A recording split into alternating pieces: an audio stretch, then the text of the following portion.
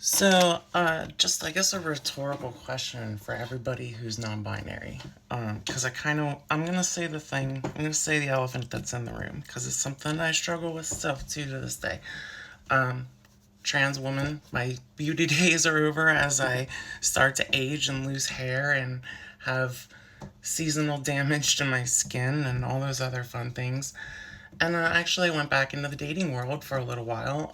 Still am, but whatever. Anyway, point being, um, whenever I do date, I I only date people who are bi or who have been with men, because I 100% know my demographic that I would like to be with in a long term situation, and I know that I don't know if in 10 years I will be losing my hair or if I'll have to stop taking my HRT or something like that. So this concept of, and this is the elephant. This is the elephant in the room for a good chunk of people. I'm not saying everybody in the non-binary community. So before you over this, just I'm not talking to you maybe. But for a large group of people that identify as this non-binary movement, because you feel like you won't pass as transitioning on HRT or as much as you can, and you feel like you won't get respect, and you feel like all these negative self-image things. Unfortunately, that's part of being trans. Unfortunately, all of us have it. Even, like me, I guarantee people like Blair White have it. Even though nobody would know, I guarantee Buck has. We all have it. It's inherently part of being dysphoric. Congratulations, it's part of your thing. The thing is, I just step back for a hot second and look at the level we're at of acceptance right now. We're at a level of acceptance that we have allowed gender ideology to just go expansive.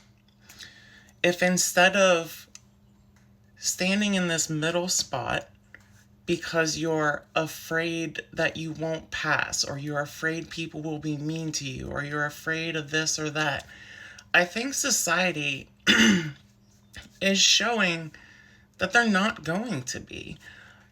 It, I don't, over a broad spectrum of time, the hostility out there is not the same as the hostility that I went through. And I'm not saying any hostility is bad or good. I mean, but like, even my neighbors who, like, I'm the trans chick in an interracial marriage across from a whole line of people who just got Trump signs, and we moved in literally in the middle of like everything happening in 2020, right before the election.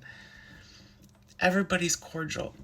People, and I go out there and like my hair's a mess and I'm tired and I'm grabbing the trash, so I didn't put on a bra and my things are flopping to the side, like, people are not as mean as you think they are.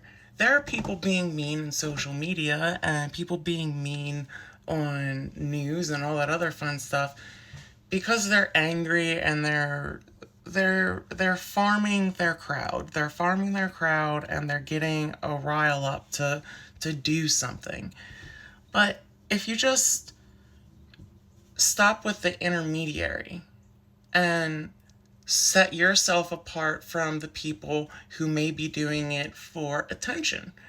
Now, again, I'm saying anyone who may be doing it for attention, so nobody sit there and be like, if you are, and you did that to both of those, well then, I don't know, maybe.